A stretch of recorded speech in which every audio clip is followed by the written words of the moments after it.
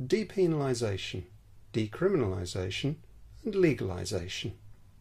These terms are often used in the debate on how to control the supply and use of drugs.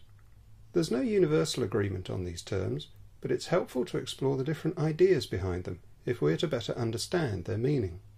Let's start by considering that there are different possible levels of offences. They range from no offence all the way to a criminal offence, which is usually punished. These levels of offences may be separated into behaviours that are usually prohibited and behaviours that are usually permitted. The first term we'll look at is depenalisation. This is where something that was a criminal offence that was usually punished is changed to where it remains a criminal offence, but now there's a mechanism deciding that it's usually no longer punished. The case may be closed or suspended, it may be considered minor, or it may be decided that it's not in the public interest to prosecute. Then we have the term decriminalisation. This is usually used where the status of an offence is reclassified from criminal to non-criminal within a country's legal framework.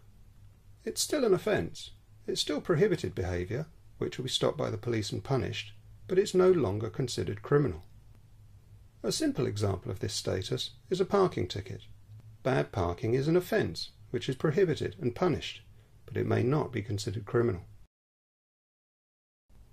Both depenalisation and decriminalisation refer to changes in legal status and are often used to describe possible options for changing a country's response to offences related to drug use. The third term, often used for changes in drug laws, is legalisation. We apply this term to the supply of drugs, and we use it to describe a move from a prohibited behaviour, whether criminal or not, to a permitted behaviour. Legalised supply may not be an offence in defined circumstances. We call this regulation, and in Europe that's the case for alcohol and tobacco, where there are specific rules to regulate supply, such as an age limit for buyers and a licence for sellers. If there are no specific rules on limits to supply, we're talking about a free market. This is, for example, the case for selling goods such as coffee, although general rules for consumer products will still apply.